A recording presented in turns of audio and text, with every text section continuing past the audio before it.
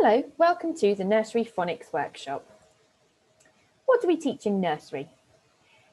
In the autumn term in nursery, we explore different types of sounds with children, and these include environmental sounds, instrumental sounds, body percussion sounds, rhythm and rhyme, alliteration, and voice sounds. And the purpose of these different aspects is to develop children's language abilities in the following ways. So it's learning to listen attentively, it enlarges their vocabulary, and it encourages them to speak confidently to adults and to other children.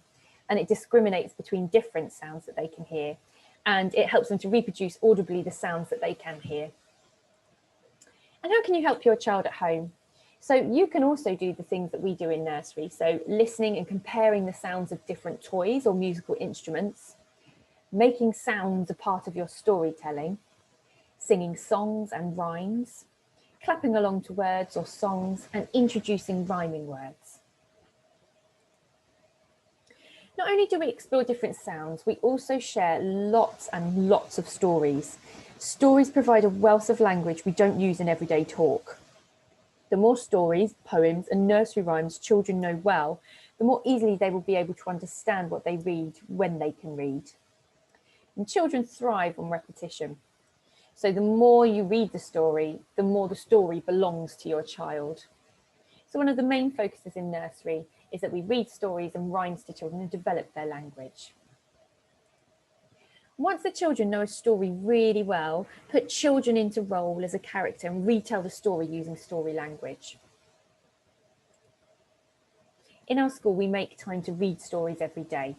We have key stories that the children hear over and over again.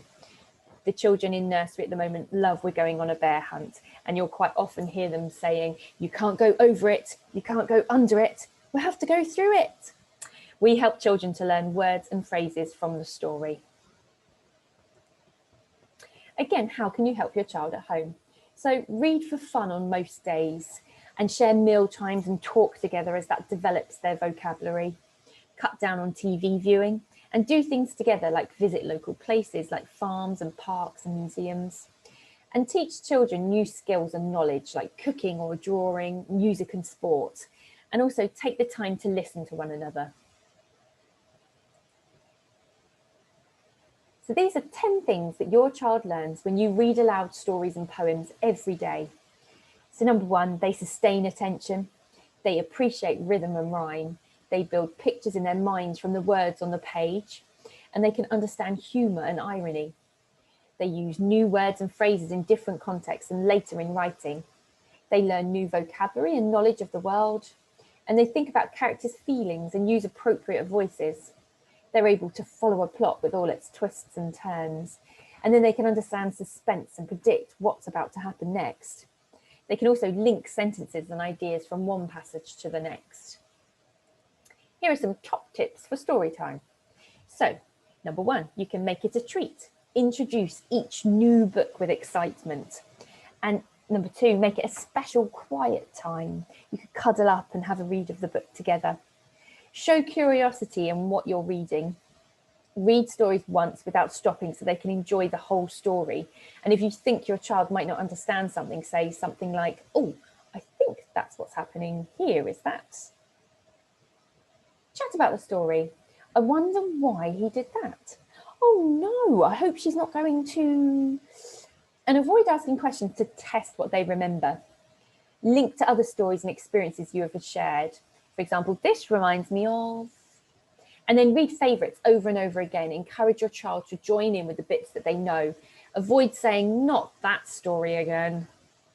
Use different voices and be really enthusiastic. And love the book. Read with enjoyment.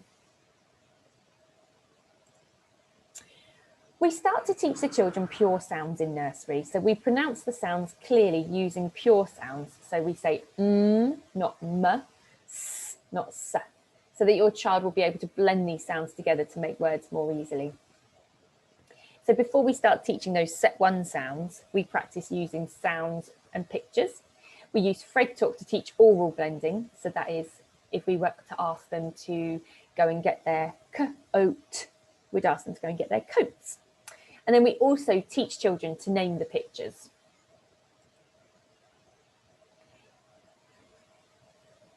So here are the picture cards here, and on here they have a picture that goes alongside the sound. So in nursery, we're currently teaching them the picture that goes with the sound. And let me introduce you to Fred. So Fred can only speak in sounds. He says d, o, g, or h, at. And that's our Fred talk. And that helps the children to understand that words are made up of sounds. Fred helps children practice blending sounds together because he needs the children to say the words for him. So Fred will say d, o, g, and the children will tell him that the word is dog. And this is how we quickly teach all of our children to blend. And there are some Fred games and some Fred talk that you can play with your child throughout the day. So you could say, shall we have some lunch? And if your child says lunch, then it means that they're starting to blend. We give children the hook. So these are the pictures here up close. And we say the S looks like a snake and the D looks like a dinosaur.